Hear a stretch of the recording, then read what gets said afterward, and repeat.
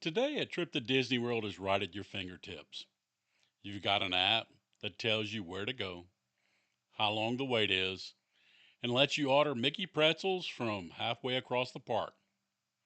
But what if that all just vanished?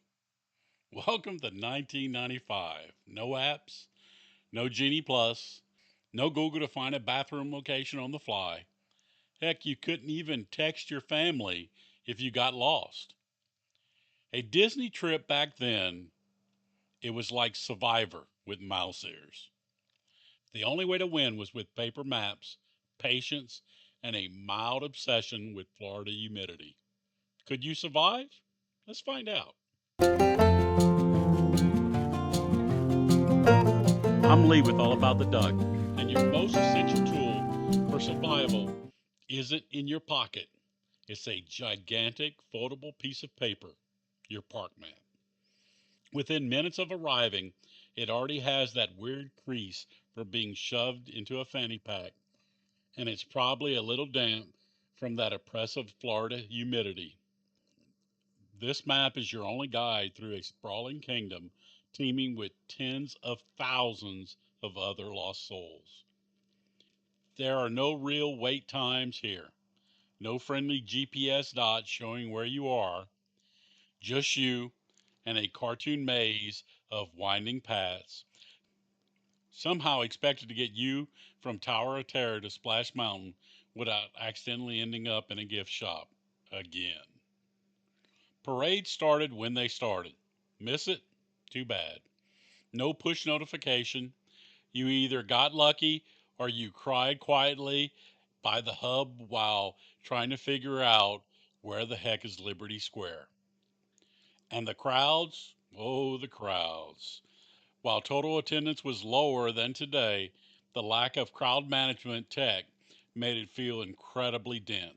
Without apps to spread the people out, everyone just descended on the big ticket rides at the same time, creating massive bottlenecks. You wouldn't know the line to Peter Pan's flight had inexplicably swelled to 70 minutes until you already hiked your way across Fantasyland. You were navigating blind and silently judging the guy in front of you for taking 12 family selfies.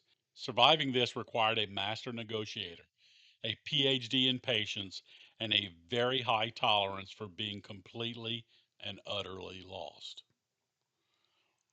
Okay, so you finally found Splash Mountain. You can hear the screams from the final drop. You can feel the mist in the air. You're so ready. But there's a problem. A very, very long problem. The line.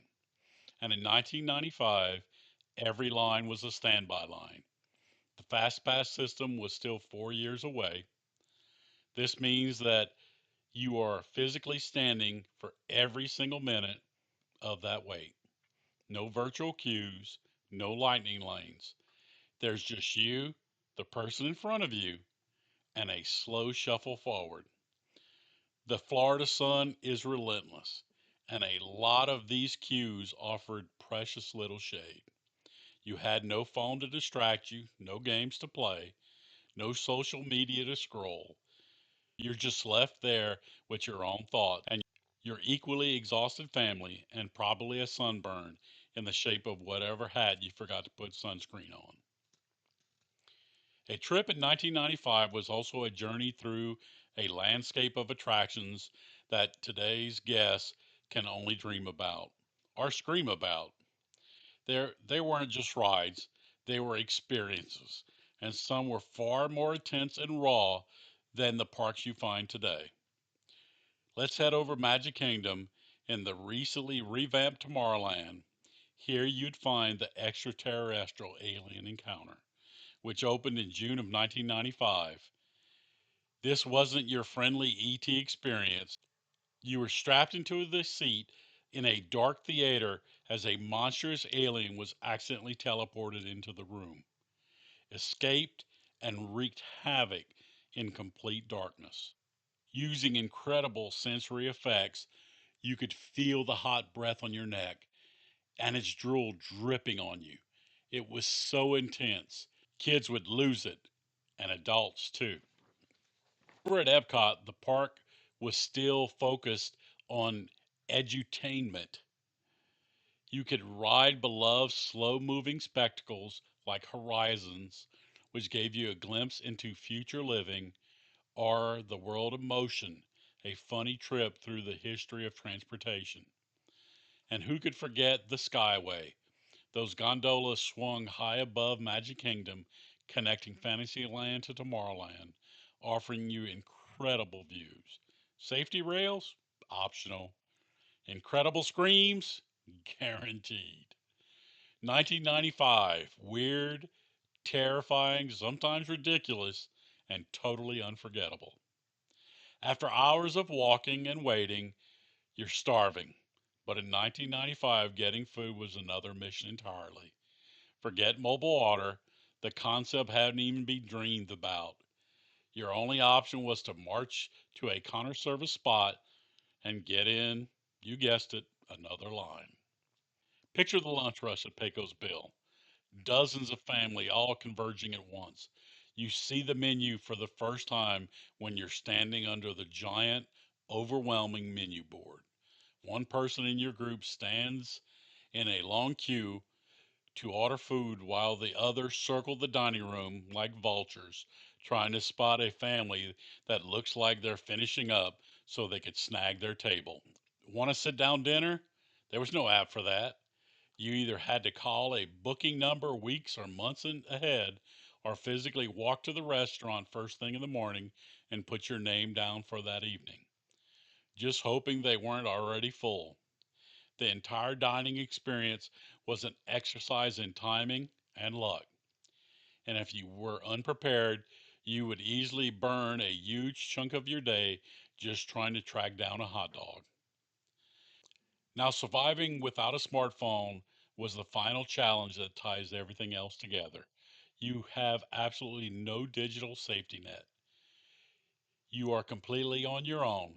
If your group splits up, there's no texting, where are you? You have to set hard meeting point and time.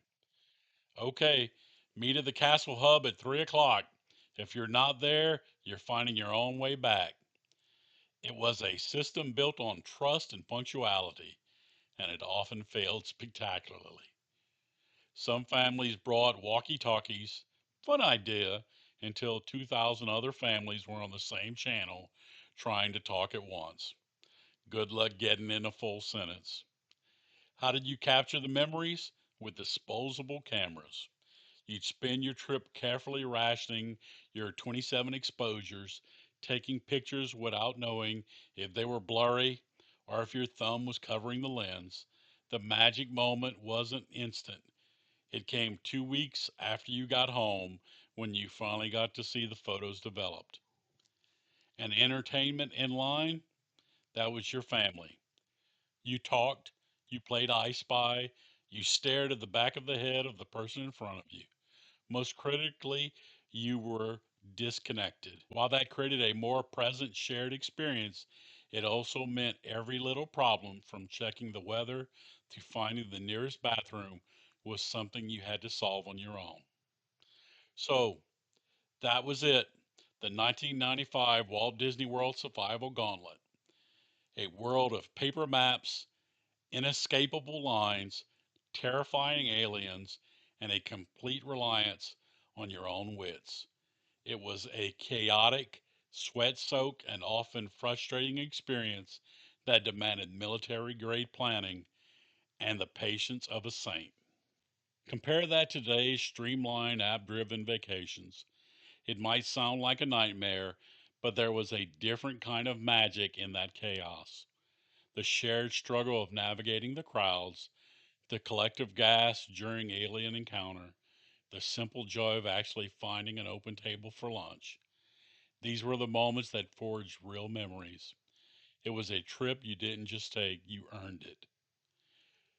Would you survive? Probably. Would you have fun? Absolutely. The chaos created its own magic. The shared struggle, the unexpected laughs, and the stories you would tell for years. Could you handle it? Comment below. Share your 1995 survival tales. Did you brave the Splash Mountain Briar Patch? Did you get hopelessly lost with a paper map? Or just sneak a churro out of desperation?